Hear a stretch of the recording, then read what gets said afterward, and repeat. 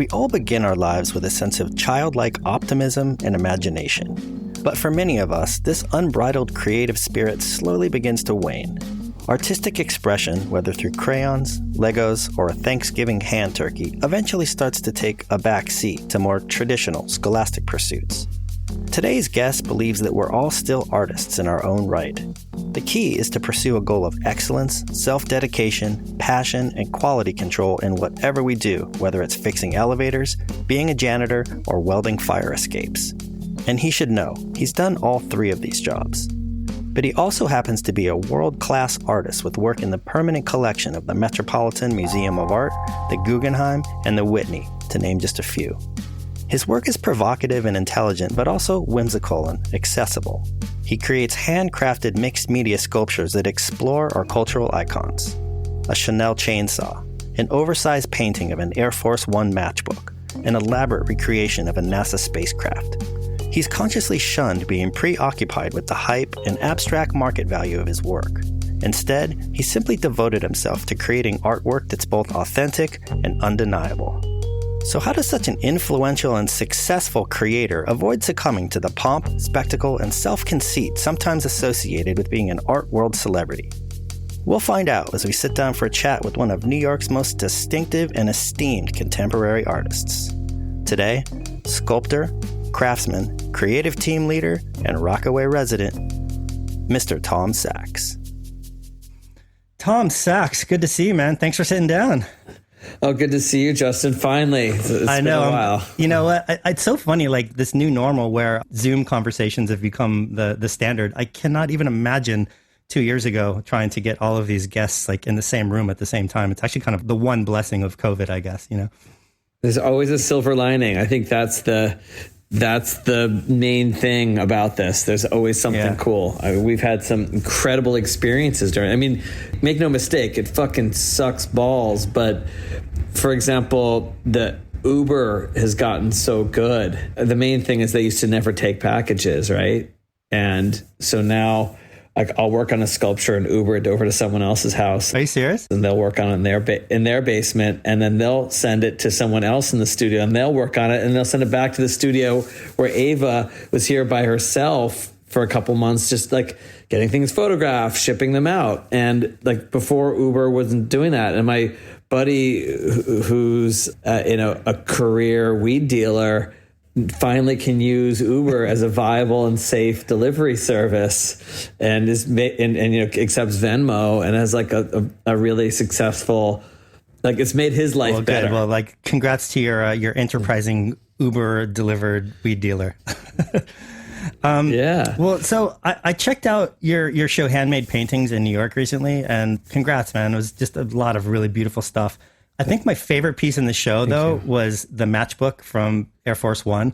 And like something about that color palette, that baby blue of Air Force One, just has always made me feel like a certain way. It evokes a sense of nostalgia and almost a sadness. Like for some reason, it always reminds me of that picture of Jackie Kennedy standing next to LBJ, like right after JFK was shot, you know, and it's such a great piece of Americana branding, you know, and, you know, as you know, Donald Trump had his sights set on a redesign of Air Force One, and thankfully that won't be happening. Like, was that prospect at all in your mind when you were working on that piece? Well, yeah, of course, you can't think of Air Force One without thinking of the Kennedys. And so glad you brought up Jackie's blood-spattered Chanel dress and what a badass she was to not change her dress. And she wanted...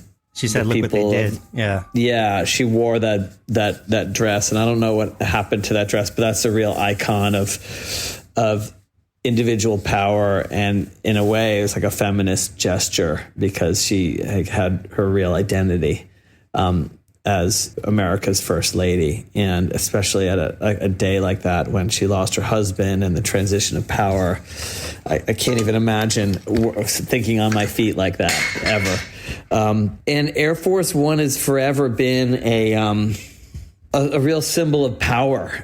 There is a rug on Air Force One that Raymond Loewy designed for the Kennedys, and they made two of them. And if you look at his book, Industrial Design, there's a picture of the rug, and And there's some comments, and he said the other one, there were two, he made two. One is on Air Force One on the floor between the president's bed and the first lady's bed. Wow. Which is pretty suggestive. They have separate beds.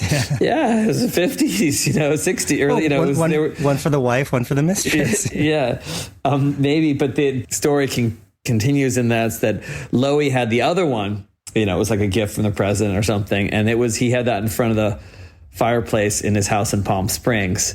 So, that the suggestion of sex is always present.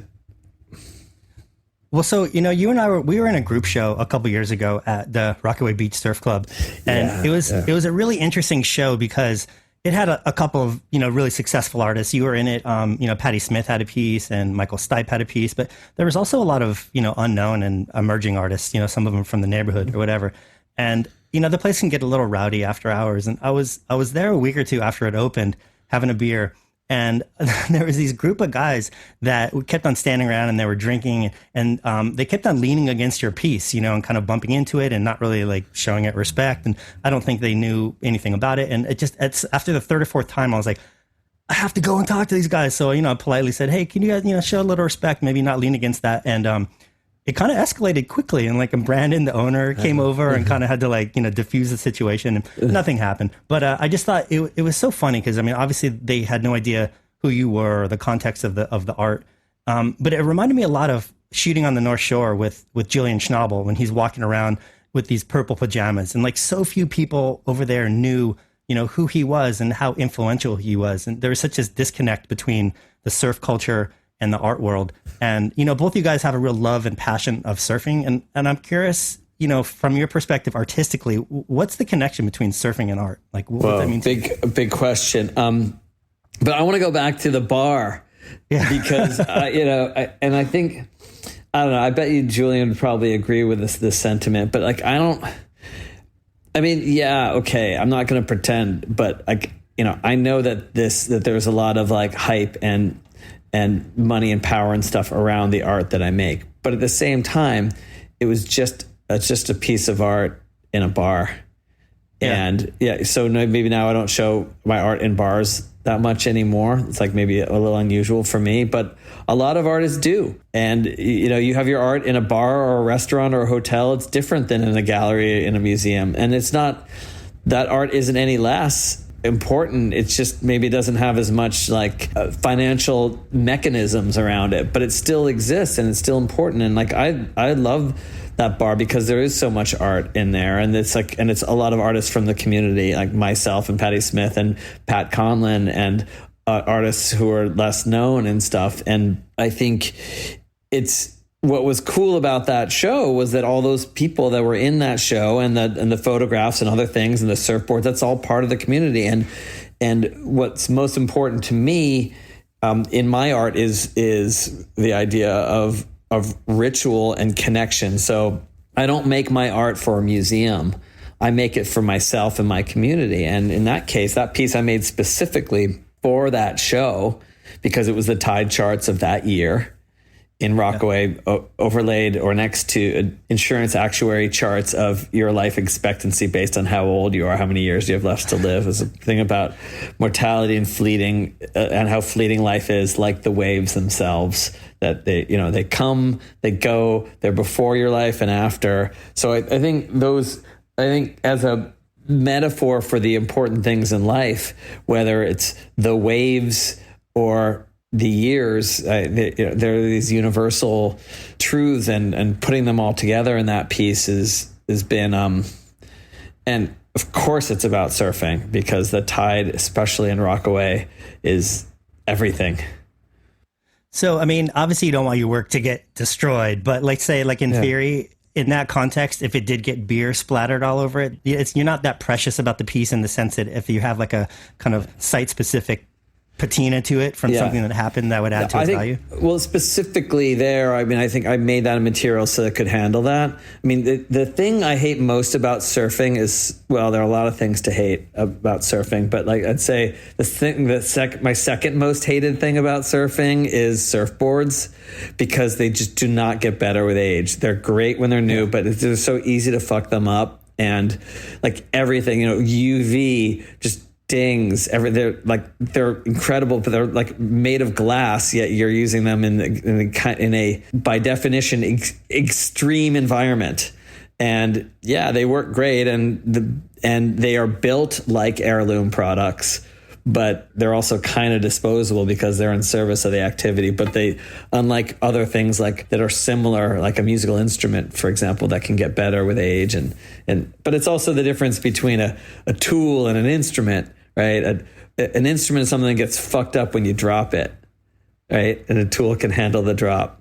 Well, have you had any experiences with other shows because your work it's sometimes pretty intricate and pretty delicate. Like, have you had any experience with stuff getting damaged?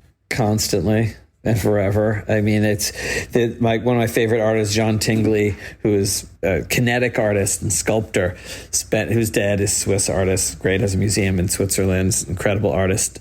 John Tingley spent his the last 20 years of his life traveling around the world because he was super successful and famous, repairing his kinetic sculptures and fixing stuff that was like, the chain fell off of a gear or something. He had to fly to, London or San Francisco and put the chain back on and leave because no one couldn't know how to fix it. And then, so that's kind of a cautionary tale.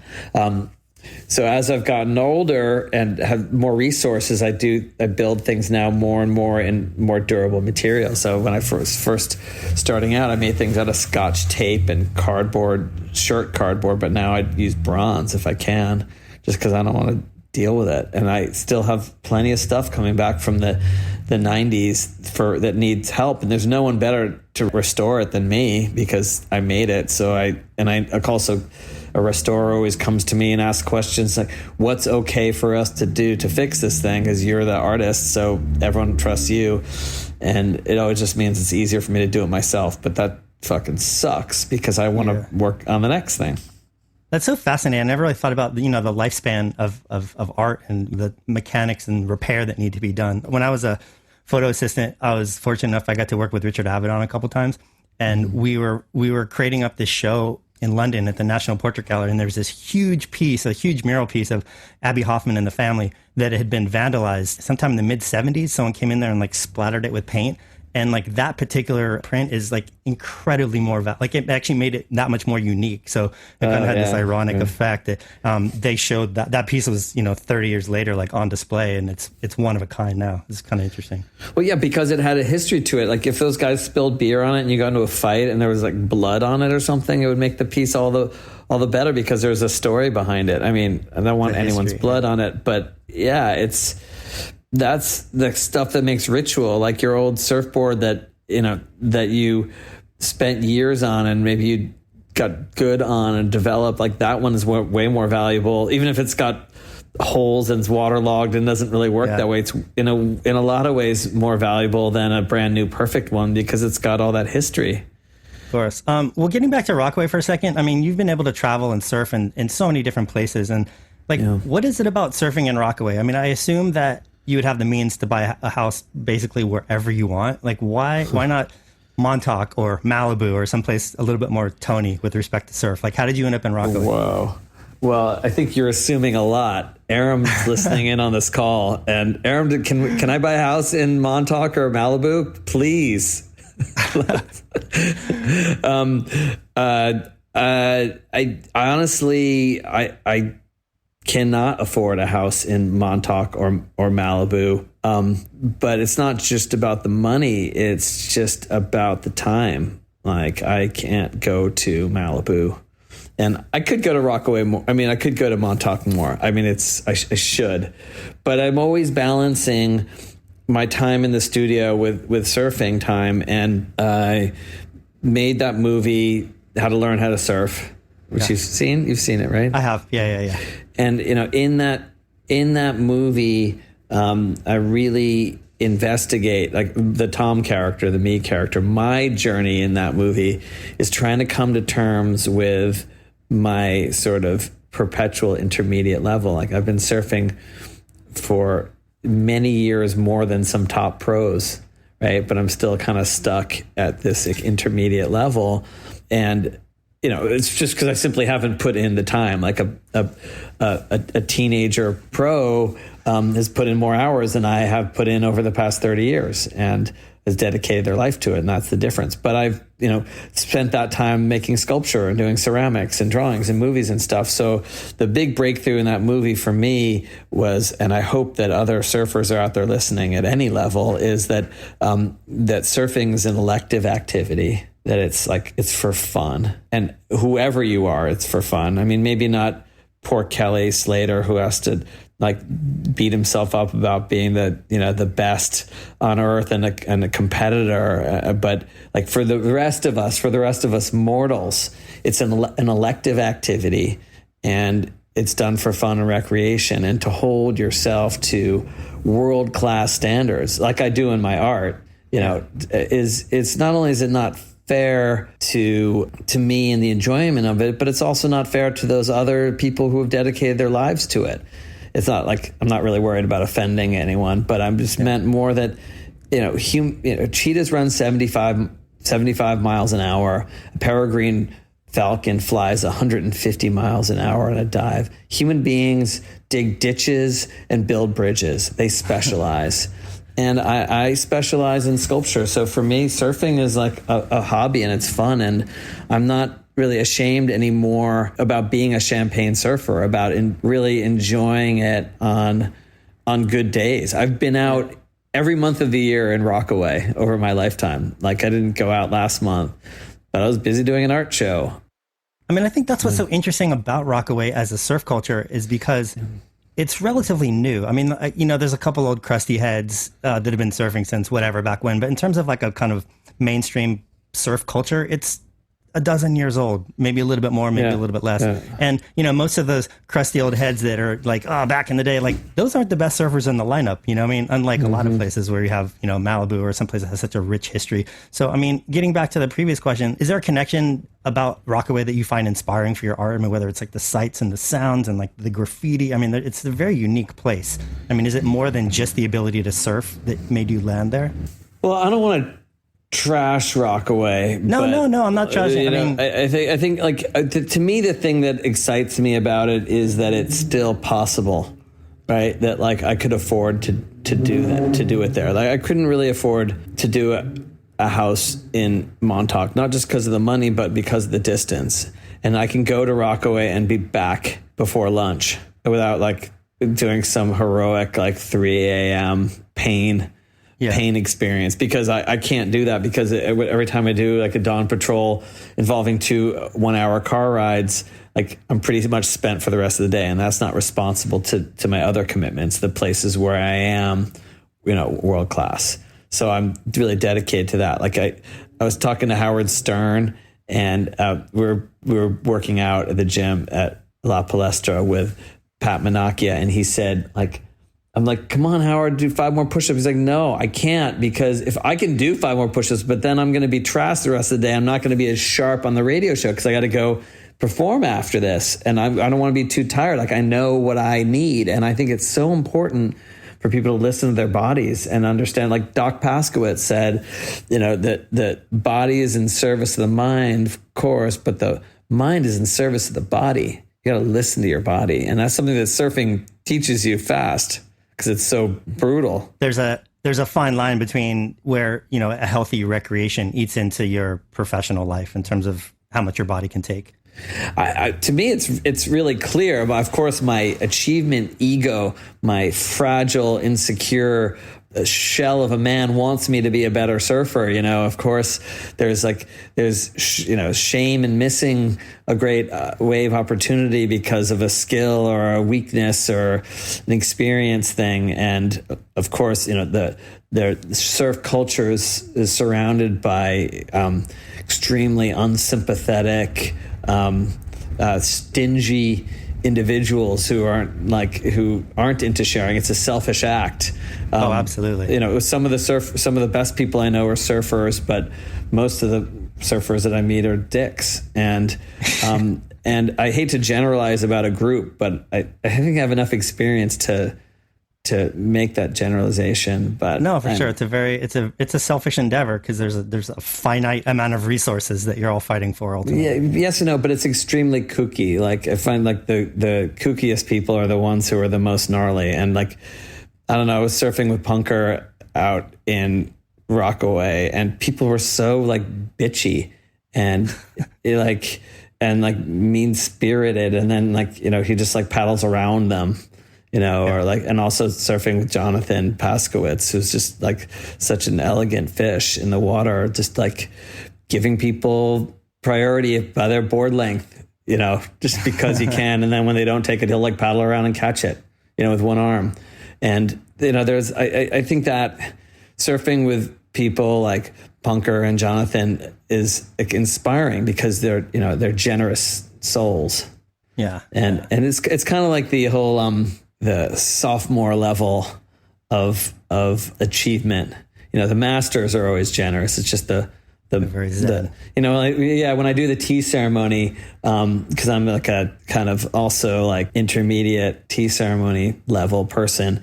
Like I've had whole exhibitions on my tea ceremony. I've built every aspect of the tea ceremony, and the tea masters in Japan love it and are super appreciative and cool and bring me gifts.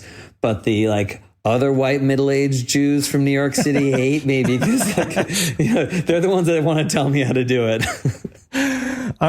So I want to get a little switch gears for a second. I want to get your insight into your true daily job, your art world job. So we have a few friends in common. First and foremost, Pat Conlon. Let's get that shout out of the way. Conlon! I know he wanted that one. So let's get Conlon. I think that's how we originally met. But I'm also really good friends, and I think you know him as well. I'm good friends with Spencer Tunick, and he's a close friend of mine. And we had him on the show a couple months ago. And although his medium is photography, he's like firmly planted in the fine art world. He sells big prints and shows in gallery. I'm a commercial photographer. I get paid to take pictures, and sometimes people buy those photos and they put them on walls, but that's really a product of they like a specific image and they want to have that on their wall. But as an artist, it seems like you reach a threshold really quick of how much someone's willing to pay just because of the aesthetics of a piece. And in order to become a successful artist, it seems like you need to make this leap to define your work as having an intrinsic value, to actually being a commodity greater than just what it looks like. And it's very difficult to do. And not many people have been able to pull that off. Speak to me about that process. I mean, how do you make that leap? Right. That's like the big question, right? I think, I don't know. I'm not trying to avoid it, but I'm going to go back and sort of say what I said before in a different way. I think what's important is that you make the work for you first, the maker, then for your community around you, your friends, your family, people that you work with. You make it work for them, whatever it is, whether it's a photograph or a sculpture or a surfboard or whatever shoe, anything, doesn't matter what it is. A contract. If your art is contract writing, if you're a lawyer, for example, it doesn't matter. And then you hone that and refine it and get so fucking good at it that you transcend the normal standards of excellence of the world around you. In other words, you're so much better. You're like the best at it. You're so good at it that you redefine it. And then the other thing that you're talking about, where the object transcends its intrinsic value, happens automatically. But you got to do it in a way where you transcend the existing standards of excellence in the craft that you do. And this is true of surfing and painting. So like, you look at someone like Kelly, right? He like is a really good surfer, is like as good as everyone around him. And then he just gets a little bit better than everyone else. And in some cases, a bunch better. And that's why his activity is better than others. And that's why he wins. Or you look at someone like Punker, who's a non-competitive surfer currently, but he brings it to the next level. And as a result, the other projects that he does around him, like Western Hydrodynamics, start to arise around his experience as a surfer and as a waterman and a beach culture person, because it's about his surfing, and he surfs all the time. So like, I think if he stopped surfing and just did that company, it would be lame. It would be like fucking Hollister or Supreme, one of these like fake companies that where it's like not about anything other than the product. It doesn't have a core to it that's authentic. It's maybe named after, or there may be people associated with it started with that originally, but it like lost the focus or something, and it turned into something else. So I think I think that's what happens with a lot of brands, and also with a lot of artists when they get too big, like they get it turns too bureaucratic. To quote the great Jay Chiat, how big can we get before we get bad? And like, but what it means is like where, it's always about maintaining authenticity by doing actions that support the core of who you are truly. So what's your ratio between like raw talent and focus and authenticity versus a mastery of the gamesmanship and the politics of the art world? It's like 90-10, 50-50, or is it different for every artist? It's for sure different for every artist, but the one thing that is universally true is if you're going to be an artist, and I don't care if you're a painter, a sculptor, or a surfer, or a lawyer, everyone's an artist. You have to do 100% excellence on your art, and the business stuff is automatic. Now, it doesn't mean you're automatically going to be super rich. Doesn't matter you're going to be successful. It doesn't matter if you're going to be medium rich or be able to buy a sandwich rich or be able to buy a Ferrari rich. Like that's all.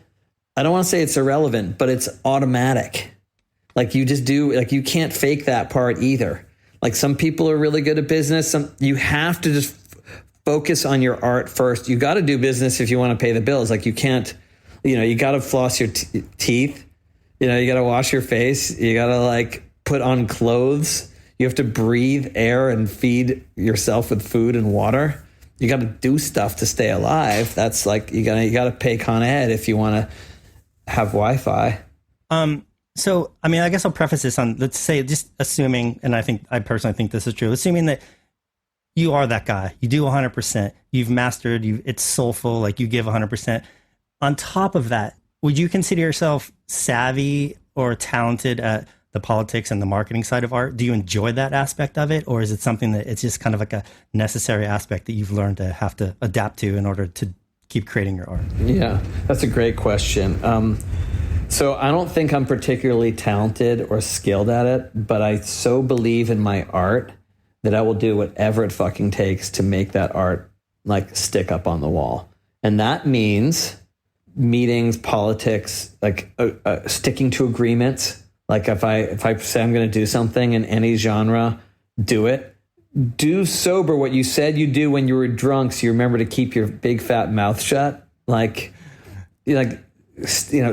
Have integrity, and the other stuff is automatic. So like, yeah, I put a lot of time into that, but that's because I know that I have to do that. And we're living in a great era for that. Like anyone can do it now, because I did this before Instagram, but now look at Pat Conlin's Instagram page. Like he sells his art through his Instagram page and makes a living selling art, and he makes awesome art. And prior to this, he would have had to always like fight these, the demons of the art world, like rely on other people. But the great thing about this time is it's like a real bootstrap scenario. Like you just do good work and really do good work, not okay work, but the best work that you can possibly do, and constantly be self-critical and don't take anything for granted within your own work and constantly push it.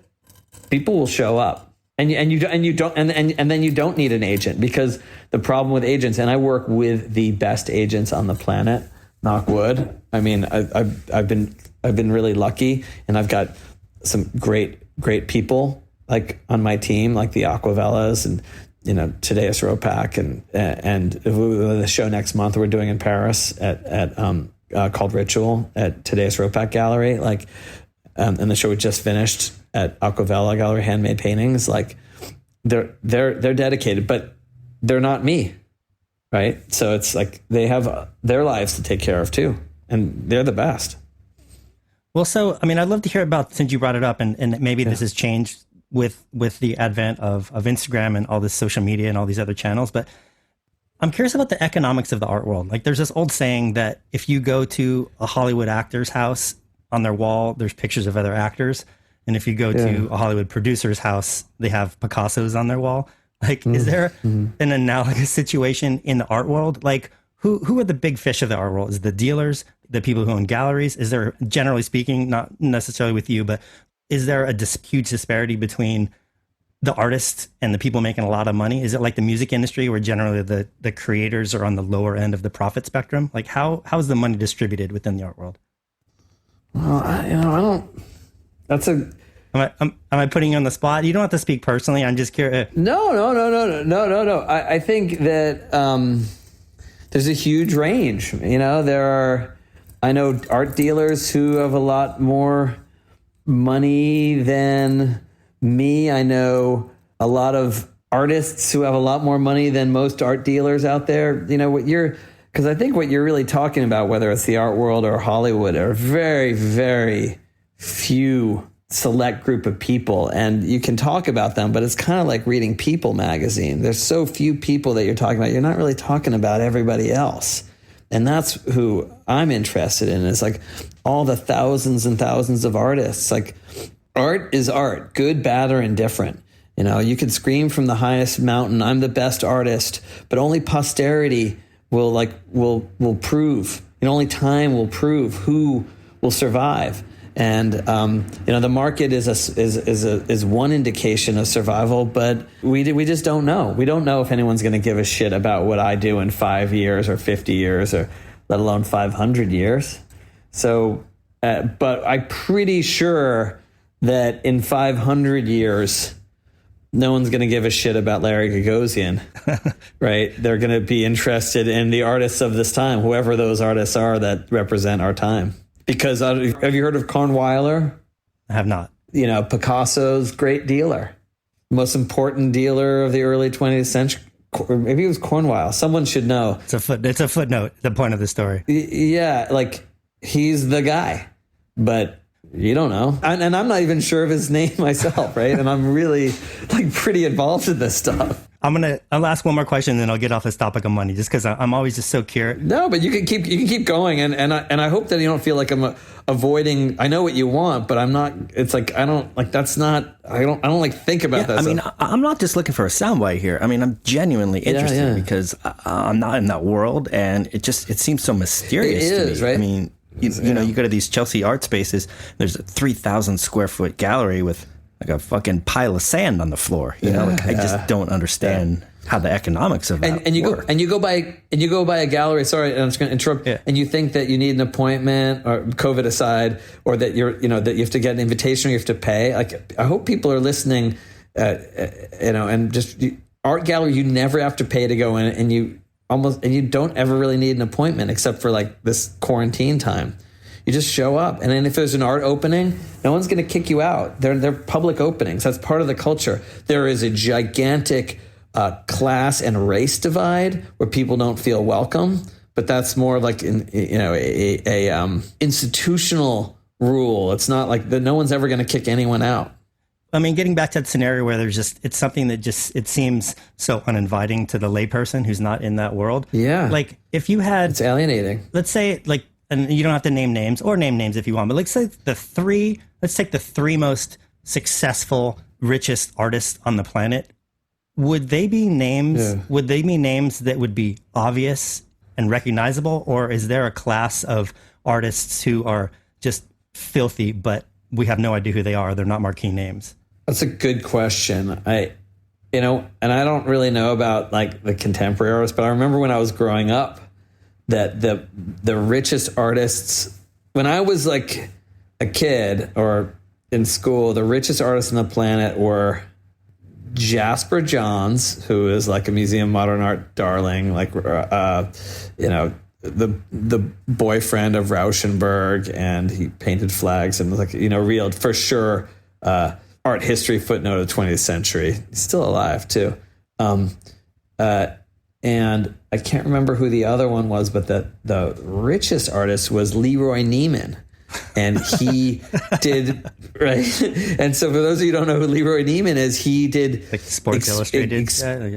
Yeah, he did stuff in Sports Illustrated and like sort of splattery, very skilled but messy renderings of Muhammad Ali or whoever, of athletes, and those sold for millions of dollars. And I guess this is probably a little bit after Picasso. Picasso was for sure the guy of the 20th century. I mean, he was one of the richest men in the world, and he did it with his art. And really? He would, the legends of Picasso were so fun. Like he'd go to a restaurant, have some fabulous meal, and at the end he'd sign the check, and the owner of the restaurant wouldn't cash the check, even though it was like a fabulously expensive meal of thousands of dollars with expensive wines, because he wanted Picasso's signature, so he'd frame the check. So the money never went through. Never paid cash. Yeah, I think there were countless stories of him buying cars and stuff like that. No one ever wanted to cash the check. I mean, I don't know if he drew a little scribble with a hope that they wouldn't cash it, but he also made so much money that even at the end of his life, when it was clear that he had so much money for his ancestors who were still fabulously rich, like the children and grandchildren have money, he was still producing for galleries, not for museums. He could have, in that last decade or two, just only done museum shows, but he chose to do gallery shows. He liked it. He was into the commerce. Break down the difference. Why that's interesting. What's the difference? Well, so a gallery, an art gallery, is a commercial institution, a business owned by an individual or a group of individuals where the art is exhibited and sold, versus a museum where the exhibition is not for sale. It's just like a public, like a Museum of Modern Art, the Metropolitan Museum of Art, or the Whitney Museum. There are places of like a learning center, almost like a library, where you go and you look at stuff, but it's never for sale. And those places, sometimes you have to pay admission to get into.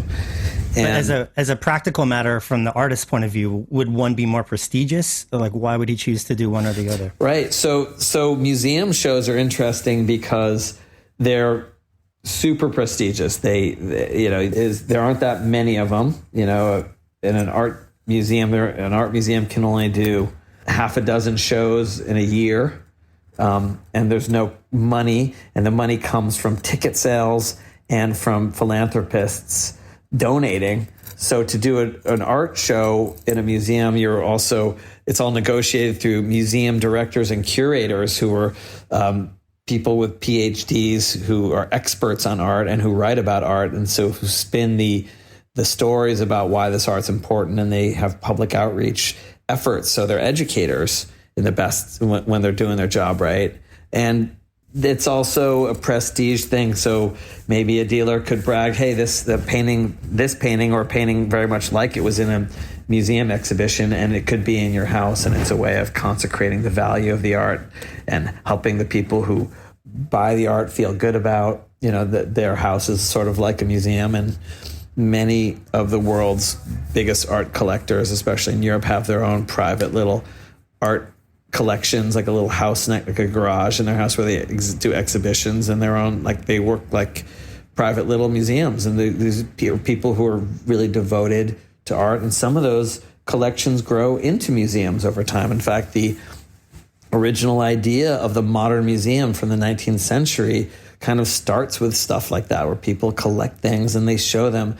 Whereas the museums at one point were always of old things, but in the 19th and 20th centuries, people started to stage exhibitions of contemporary works. So it's a relatively new concept. If you think of 100 years as new. Are the artists, are they commissioned? Are they compensated, or is it just about the prestige? In a museum exhibition, I think it's really more about the prestige. I think there is very little compensation. Sometimes there is an artist's fee that helps the artist manage internally all the bureaucracy of, it takes a lot of work and a lot of time to organize an exhibition. Just loaning the stuff, shipping it, organizing it, speaking publicly, being involved with educational outreach opportunities. And from my experience, having done many museum shows, it's always a financial burden. It's never like the fee that they give you. First of all, most of the time they don't really give it to you. It's like it just gets rolled back into like paying for painting the walls or something that you wanted that they didn't want, so you always spend it on it's like the record is you never recoup. Yeah, you never recoup. But like, for example, I did an exhibition at the Isamu Noguchi Museum, which I would encourage everyone to go. And Isamu Noguchi was an artist, an American, Japanese artist who was an American artist but had Japanese parents, so he was born in a concentration camp in California, where the Americans interned or imprisoned Japanese citizens during World War II. So he never really felt Japanese. He never really felt American. He did not speak Japanese. He spent a lot of time in Japan, but he was always derided as an American when he went there. And he always passed as American there and Asian here, and he always felt out of place. Anyway, long story short, Noguchi was a great artist for a lot of more important reasons than that. And I got to do an exhibition at the Noguchi Museum 5 years ago, and it was something that cost a tremendous amount of money for the studio because it was just a huge production. But it was one of the most rewarding experiences of my life, working with Dakin Hart, the curator of that museum, and putting my work alongside of Noguchi's, who's someone who is like although I never met him, but he was kind of like an emotional parent to me. There are a lot of artists that I like really look up to as my ancestors. I think of Noguchi as one of them, with the kind of work that I do, coming out of the kind of work that he did. And so I wouldn't trade that for the world. Wow. But it was tough. It was a burden. We did not sell work out of that exhibition. It was just something that we did. Well, I'm curious about this. So, I mean, like unlike photography, where, you have a negative or a file and you can reproduce that as many times as you want, depending on the demand. Like if you're a sculptor or a painter, like once you sell that art, like you lose possession of it. It's gone. And so if you're an artist that has a body of work that appreciates greatly over the course of their career, like how do you benefit from that? Like how is the creator capitalize on an increase of the value? I mean, is it all just about building value for your next show? I mean, is there a lot of artists that become extremely famous after a large body of their work has been shown and they don't get any of that money? Like, how does that work? Well, I always feel like you should not really worry about that. And anytime I part with something, I know that I'm doing the right thing if I feel like it was never enough money. I think I had a friend who, I have a friend who is an artist, and he always said, I got these two sculptures. I'm going to keep the good one and I'll sell the one that's not as good. And I was like, man, you're crazy. And he's like, why? I want to keep the good one. I was like, oh, I know you want to keep the good one, but you keep the good one. The bad one's out there advertising for you. You keep the bad one. The good ones out there are speaking for you. Where like it's saying, hey, look how good this Tom Sachs art piece is that I have in my living room or in my art museum or in this public plaza. Every person that walks by said, who made that? Oh, Tom made that. That's a good thing. And then they're like, oh, I got some extra money. Maybe I can get a Tom. If they see the shitty Tom that's out there, they're not going to want that. They want the best thing.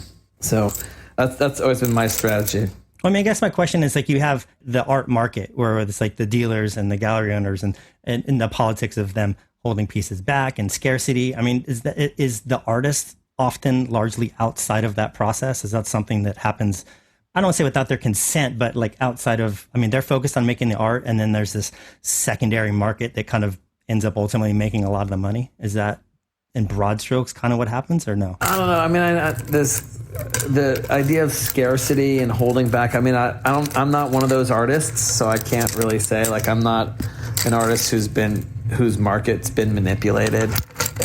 And also that the so-called conspiracy of marketing, of holding back and controlling prices and stuff. I mean, God bless these people if it's true. I think there's a lot of speculation. People want their work, the work that they own of an artist, to be worth more because it's real money. It's millions of dollars.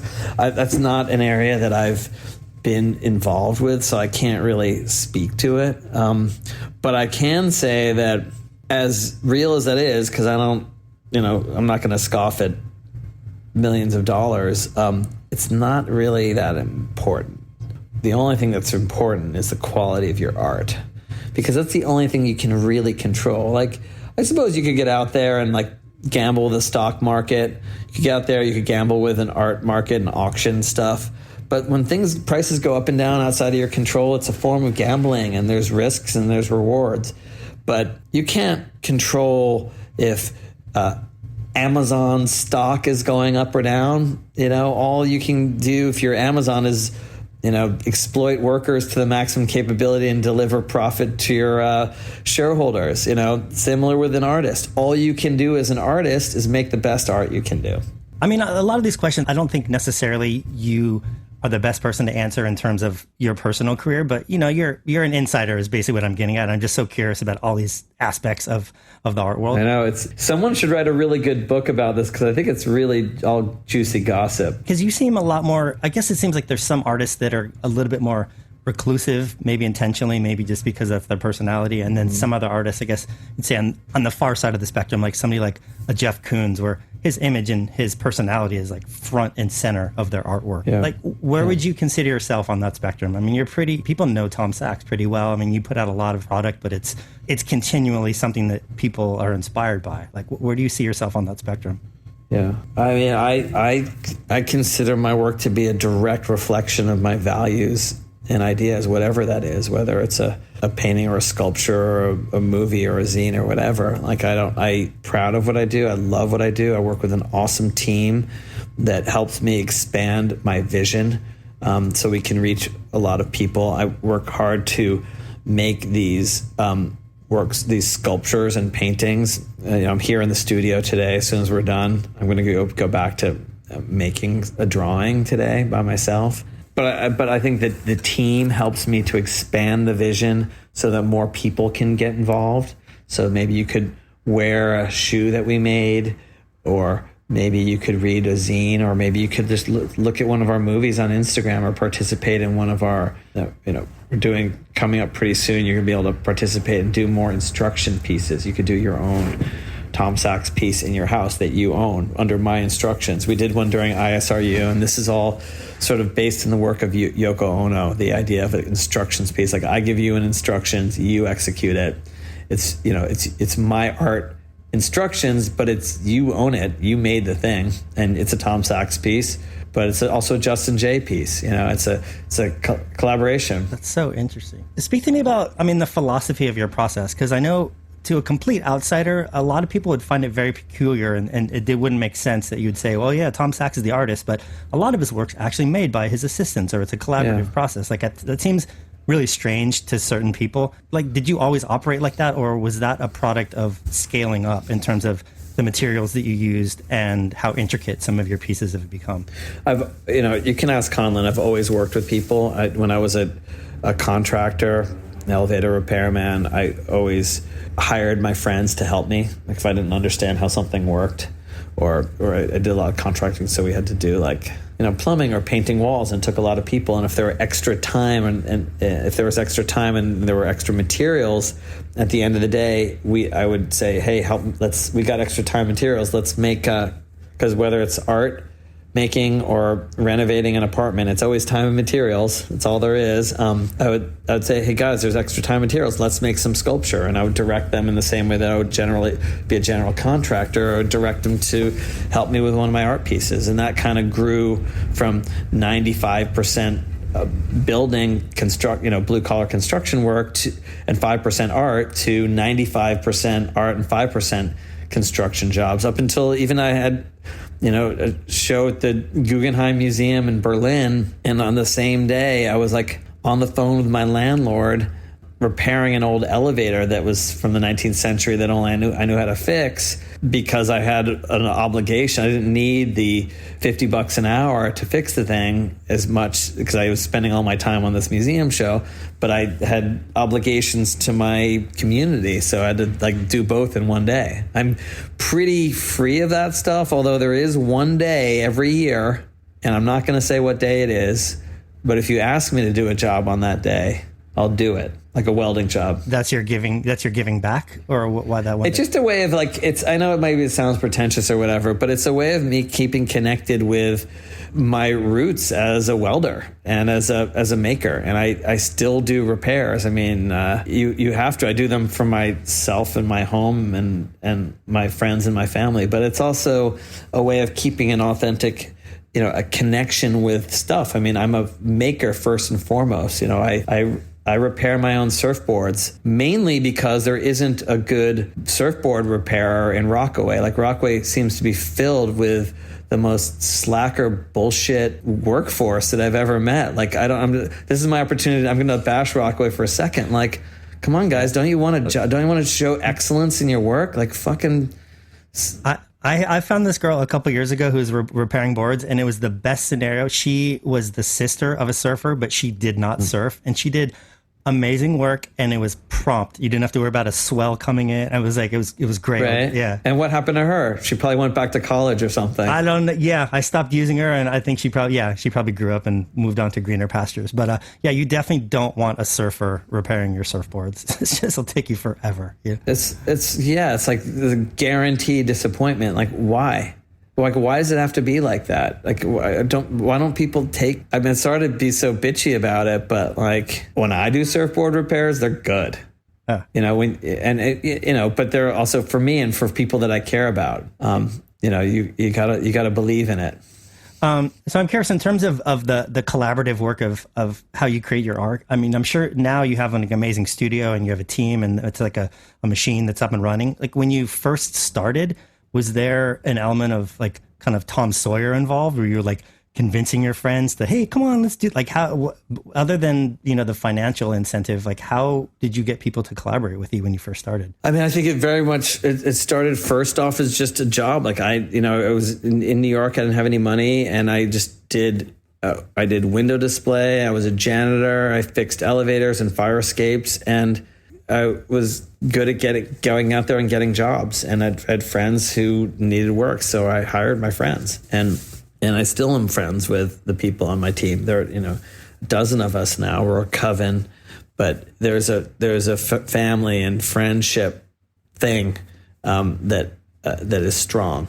I'm having dinner with it's Christmas Eve right now, and someone from the studio who's an orphan whose family is in Holland is coming over for dinner tonight, like to join us, me and my wife, and after our boy goes to sleep. So it just kind of grew organically out of a need. And over the years, the team has become much, much more specialized. The people on the team now are pretty advanced. Like, we've got a good range. We've got some younger, less experienced people, but some of the people who've been here for a while can do things that only they can do. Like, no one else in the world can do them. Amazing. Well, God, it's been so good talking to you, man. I've got some great insight into, I'm always so curious about not just your career, but like how the art world operates, because it seems so mysterious in many ways. Yeah. So thanks for sitting down. But we always like to end the episode by asking our guests to plug something that hasn't gotten a lot of attention or as much attention as it deserves, like whether it's a movie or a book or maybe another artist. Like, do you have anything that you want to shout out to the listeners that maybe isn't getting enough attention? Sure. Absolutely. I'm going to do two things. There's an interview in Playboy magazine that I just posted on Instagram from 1968, and it's Stanley Kubrick's interview right upon the release of 2001: Space Odyssey. And It's kind of everything you need to know about existentialism. Kind of, like through Stanley Kubrick's eyes. In one article. Yeah. But first of all, it's a long article. And I posted the first few pages, but I also linked to a place where you can read the whole thing properly and make a PDF and stuff. But it's clearly, Kubrick's, who made 2001 Space Odyssey and a bunch of other great movies, obsessed with the edit on this. He must have spent weeks on this. Every word is perfectly crafted. So it's 20 pages long, but there's not a wasted word. It's perfectly done. And it goes straight into the issues of our time, of artificial intelligence and genetic codes and stuff. It's topical for now. That sounds fascinating. So that's one. And then please, Rockaway, read Endurance. Endurance. Yeah, that's the book. Okay. So if you haven't read it, Who's the author? the author is. Am I putting you on the spot? Just Google it. But tell me about the book. Why is it important? Well, no. It'll come to me in a second. But the book is about Ernest Shackleton's 1918 trans-Antarctic expedition, where they attempt to walk across Antarctica and what happens. And a little spoiler, but it's worth it. Is that they get shipwrecked for 4 years and no one dies. Okay. They get shipwrecked for 4 years and no one dies. And it's let's see what else. Thank you, Alfred Lansing. Yeah, so get that version of it. There are a bunch of different versions, but get Lansing's version. It's just very well written. Every word is obsessed over. So yeah, Alfred Lansing. Yeah, read Lansing. There are a dozen Shackleton books, but read Lansing's book. That's the one. Amazing. Tom, thanks for taking time to sit down. I really dig what you do. Yeah. I'm always pleased when our paths cross in Rockaway, and I wish you all the best this season, man. Justin, and listeners out there, if you are a dedicated board repair person and dedicated to craft, and you think what I'm saying is bullshit, and you want to prove me wrong, please DM me. I want to meet you. I need you. All right. Shout out to all the guys slaving in the glass room. Think they can do better than Tom Sachs. Please. I look forward to meeting you. All right. At Wits. Right on. Well, thanks again, man. I'll talk to you soon. Cool, brother. Okay. Take care. Thanks. Bye. This episode of The Plug was produced by Bucci with audio engineering and original music by Peter Buckingham. Thanks for listening, and a huge thanks to today's guests for dropping in. If you like this episode, hit subscribe and be sure to tune in for future conversations.